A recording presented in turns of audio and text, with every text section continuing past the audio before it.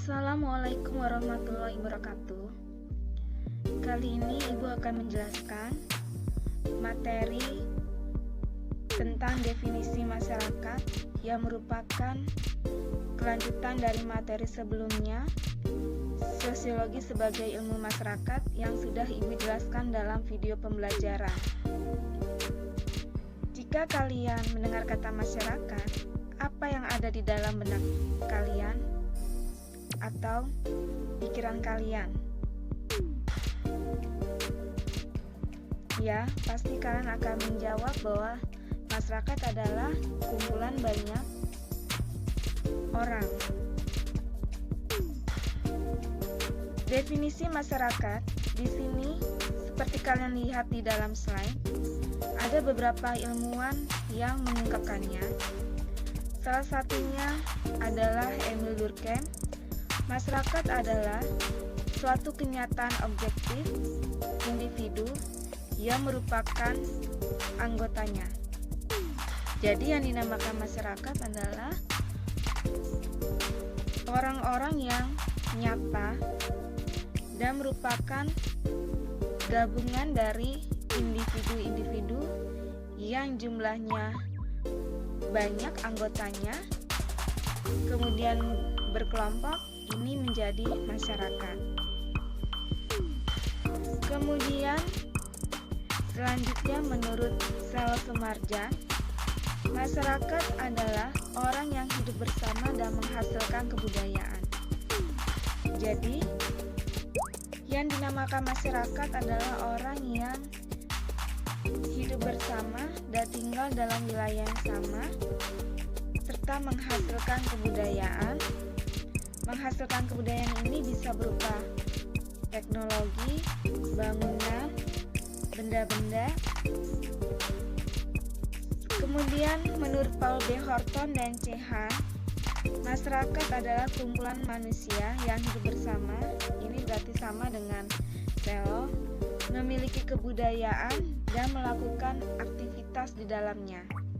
Aktivitas di sini adalah adanya satu kegiatan bersama yang dilakukan di dalam masyarakat tersebut. Jadi, kesimpulan definisi masyarakat daripada para ilmuwan tersebut adalah satu, adalah individu yang nyata, bukan halusinasi atau halusinasi,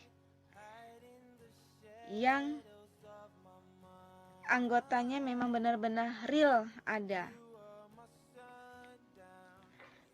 Yang kedua, individu ini ya, karena manusia merupakan makhluk sosial, jadi dia membutuhkan satu sama lain. Mereka membutuhkan, akhirnya bergabung membentuk suatu kelompok yang akhirnya menjadi masyarakat. Yang ketiga, hidup bersama dan tinggal dalam wilayah yang sama. Selanjutnya memiliki atau menghasilkan kebudayaan. Bisa teknologi, benda, atau bangunan. Kemudian memiliki kegiatan bersama di dalamnya. Selanjutnya ada nilai di dalam masyarakat tersebut, ada norma juga, kemudian ada stratifikasi atau struktur ya di dalam masyarakat tersebut.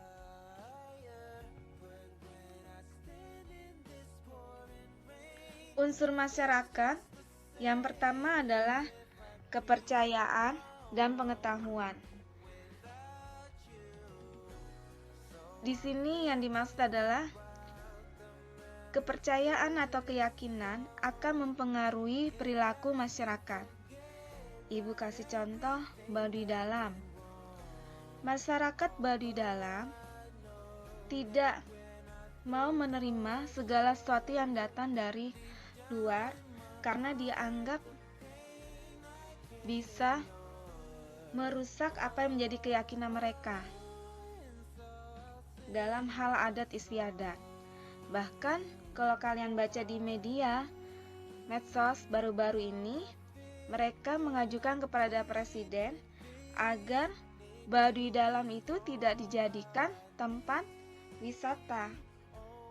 Kenapa? Karena lingkungan mereka menjadi rusak karena perbuatan wisatawan yang datang ke Baduy Dalam yang tidak bertanggung jawab, yang tidak bisa menjaga kebersihan, membuang sampah sembarangan. Kemudian kalau kita di Baduy Dalam, yang berkaitan dengan teknologi pun harus dimatikan. Ya, jadi tidak boleh dihidupkan. Bahkan pun mereka mandi di sungai tidak menggunakan sabun mandi karena mereka menjaga kelestarian lingkungan mereka. Kemudian yang kedua, perasaan. Perasaan ini bisa terbentuk melalui hubungan sosial dalam masyarakat. Hubungan sosial di sini adalah hubungan timbal balik yang melalui interaksi atau komunikasi sehingga menimbulkan rasa empati atau simpati. Misalkan ibu kasih contoh, jika ada tetangga yang terkena musibah, kita akan segera menolong, membantu tetangga kita yang terkena musibah. Kemudian yang selanjutnya adalah tujuan. Masyarakat ini memiliki tujuan. Tujuan ini dapat menyatukan anggota yang ada di masyarakat. Apa contohnya? Misalkan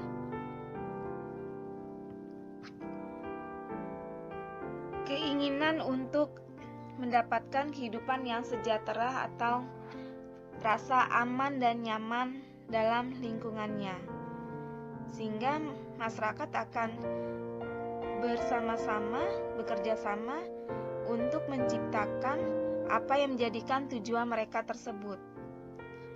Kemudian kedudukan dan peran.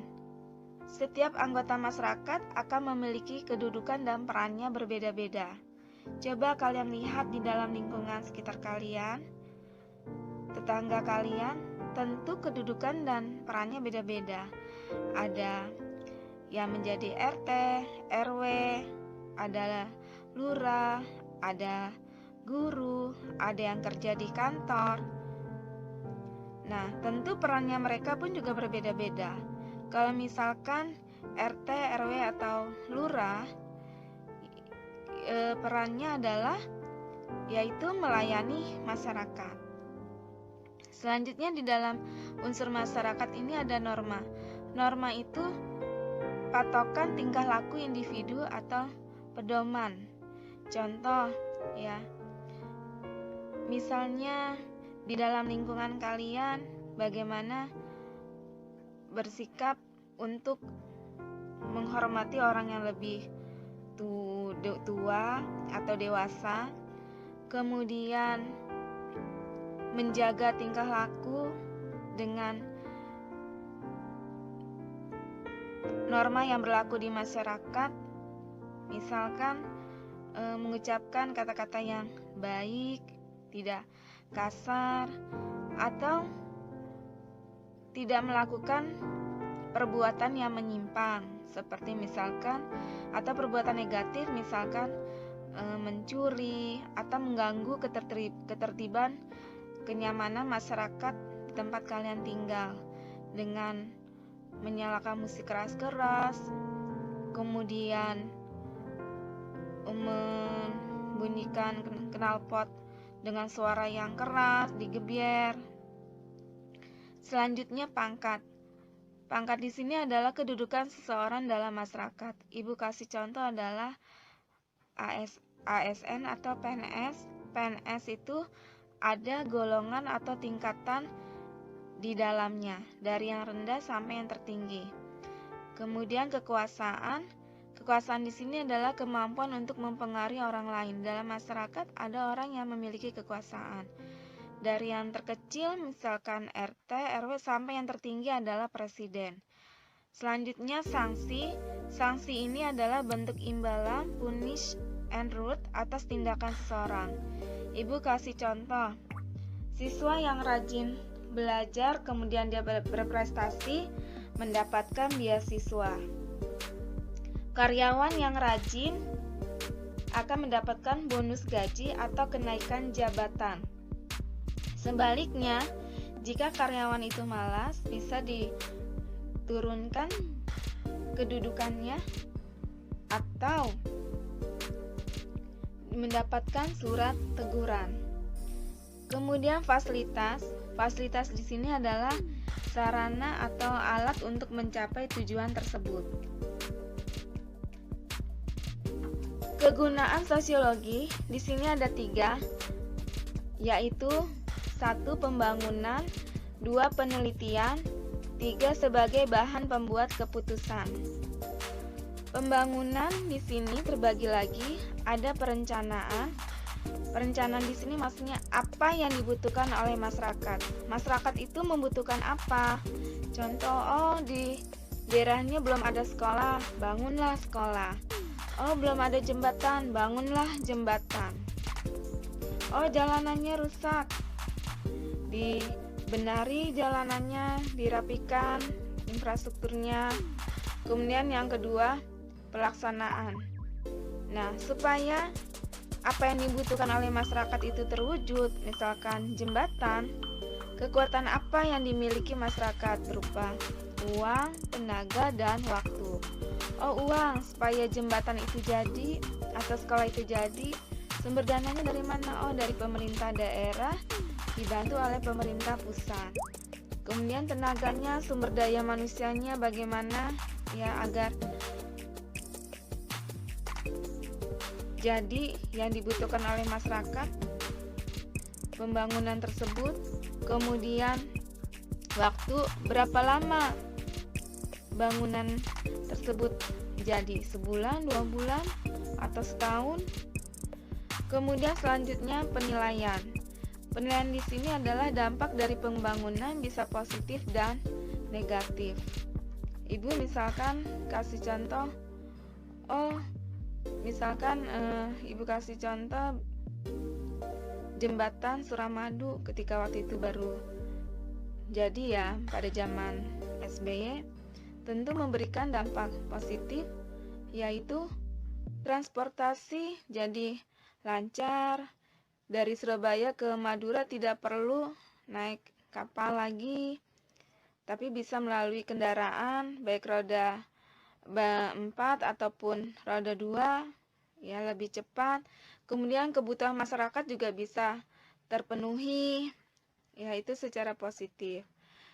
Namun negatifnya pada waktu itu ya, yaitu memberikan dampak kepada pedagang kaki lima yang jualan di sekitar pelabuhan atau kapal, karena masyarakat lebih cenderung mungkin lebih cepat menggunakan jembatan daripada kapal, akhirnya mempengaruhi pendapatan mereka, sehingga mereka waktu itu melakukan demonstrasi ya. Demonstrasinya dilakukan dengan secara baik. Kemudian penelitian.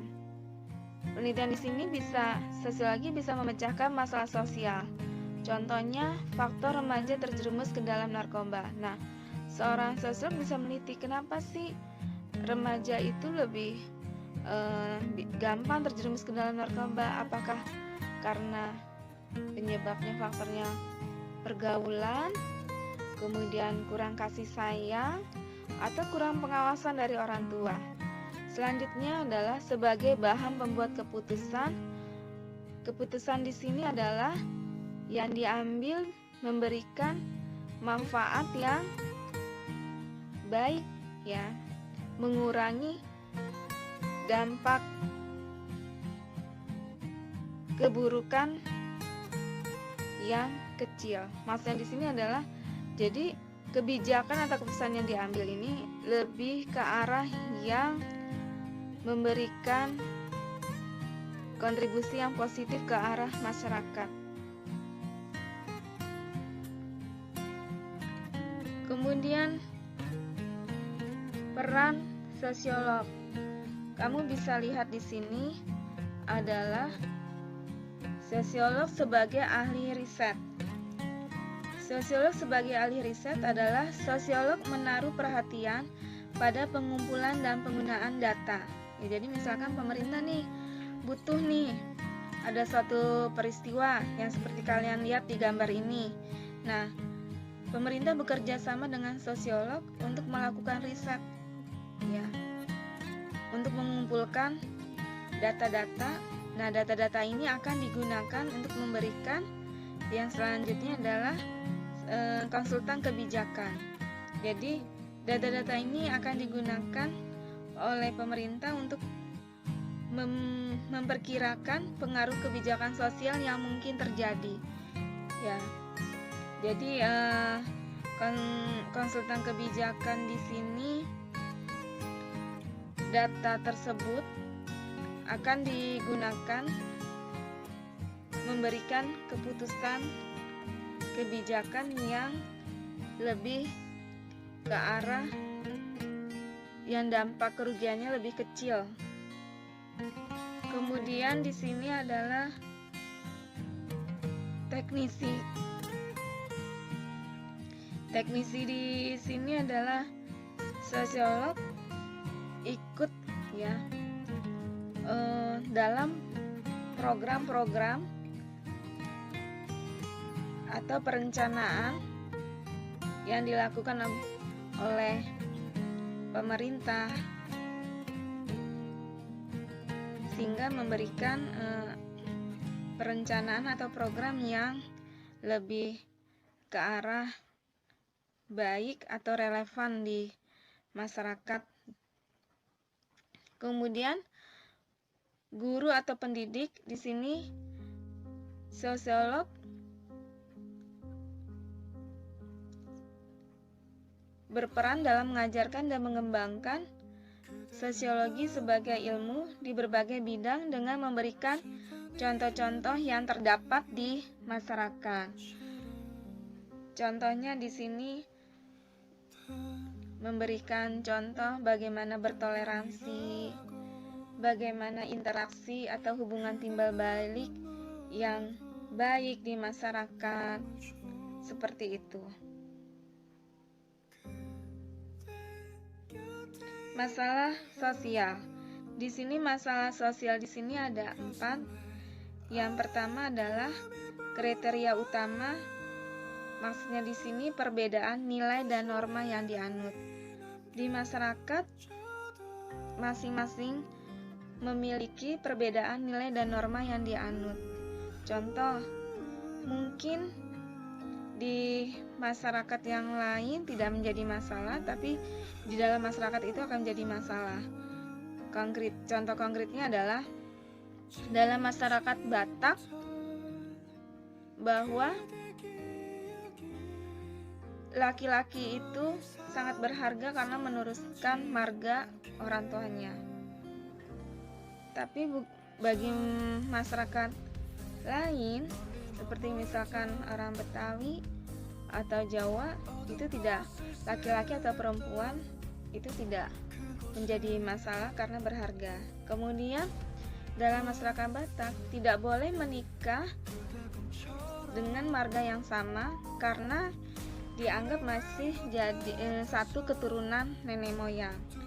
Jika dilakukan, ini akan menjadi masalah. Sedangkan dalam masyarakat Jawa, ya, mungkin hal itu karena tidak ada marga, ya tidak ada masalah. Mungkin berkenalan dengan siapa aja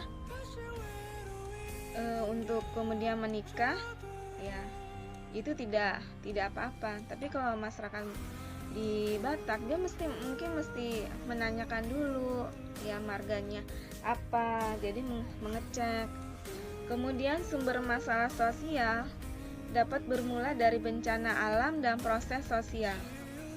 Jadi bencana alam di sini ya mungkin banjir, tanah longsor, gempa bumi, ini bisa menjadi masalah sosial. Kalau proses sosial ini bisa jadi adanya perubahan sosial di masyarakat yang kemudian masyarakatnya tidak siap, akhirnya butuh suatu proses ya. Misalkan waktu itu adanya ojek online dengan ojek pangkalan, waktu itu menimbulkan masalah ya, karena masyarakat masih shock ya. Namun sekarang setelah berjalannya waktu, masyarakat sudah bisa menerima adanya ojek online sehingga tidak menimbulkan lagi masalah dengan ojek yang pangkalan atau yang tetap. Kemudian pihak yang menetapkan masalah di sini bisa organisasi, tokoh masyarakat, pemerintah dan sebagainya. Di sini misalkan Ibu kasih contoh pemerintah ya. Contohnya di sini kemiskinan seperti kalian lihat nih ya. Seperti kalian lihat di gambar ini, rumah-rumah yang padat penduduknya, kemudian di bawahnya lagi terjadinya penodongan. Pemerintah menetapkan ini menjadi masalah sosial.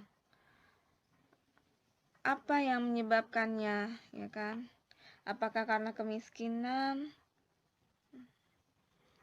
Kemudian gambar yang di bawah ini, apakah penegakan hukum kurang berjalan secara optimal? Kemudian masalah sosial, di sini ada dua, laten dan manifest.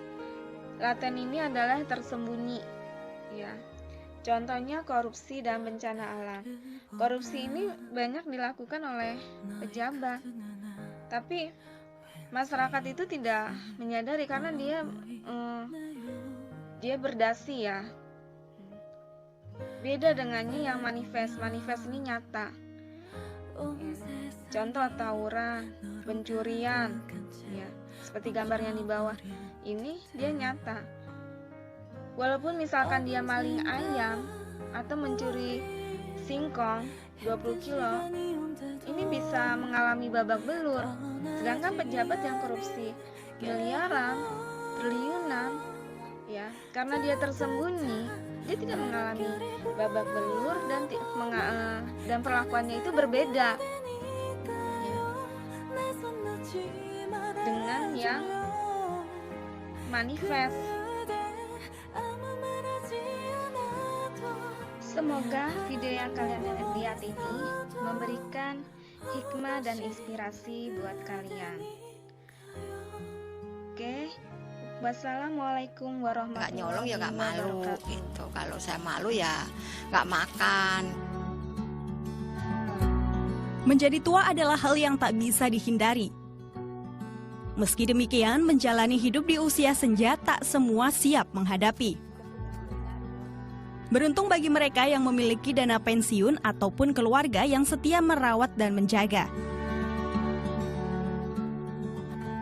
Namun bila tidak, tetap bekerja demi sesuap nasi terpaksa menjadi pilihan. Dulu waktu masih muda ya emang suka jadi pembantu nyuci, gosok gitu, masak. Itu doang sampai sekarang nih, sampai udah tua begini masih kerjaan mulung aja, nggak ada perubahan apa-apa, Mbak.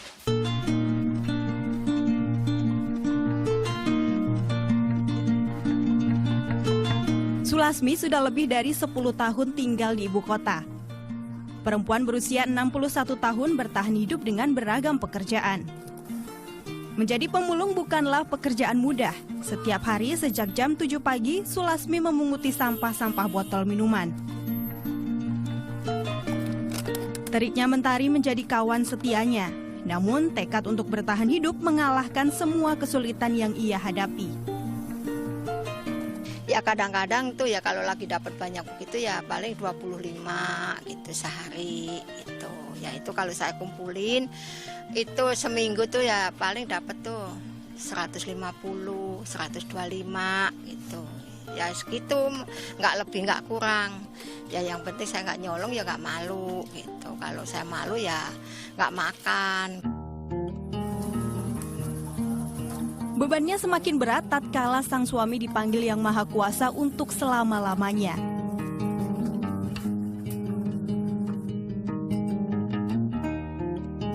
Tak hanya untuk dirinya sendiri, ia juga harus menafkahi cucu angkatnya Susanti yang berusia 10 tahun. Hidup aja sama anak itu satu deh. Itu saya bisa nyekolahin anak. Ntar kali anak tuh bisa sekolah, bisa pinter, bisa kerja yang enak gitu Mbak. Saya doanya begitu aja sama bocah. Terbersit keinginan untuk meraih hidup lebih baik. Namun apa daya, raga yang semakin renta tak mampu menggiring langkahnya lebih jauh lagi. Mau kepinginnya kepingin dagang, cuman gimana dagang di mana? Di jalan-jalanan, umpamanya di pinggir jalanan juga, di Garuki Kantip.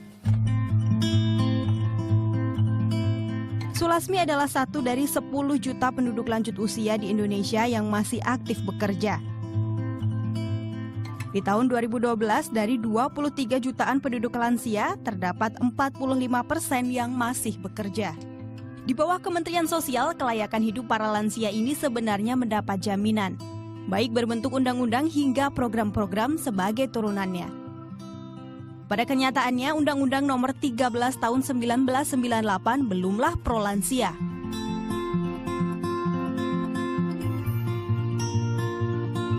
Program-program masih diliputi persoalan seperti kepesertaan, pembiayaan, dan juga pelayanannya. Salah satunya adalah Jaminan Sosial Lanjut Usia atau JSLU. Sejak tahun 2006 di beberapa provinsi termasuk DKI Jakarta, lansia kurang sejahtera bisa mendapatkan bantuan sebesar Rp300.000 per bulan. Namun pemberian jaminan belum merata. Dari 1,8 juta lansia terlantar, hanya 10.000 orang yang beruntung mendapatkannya.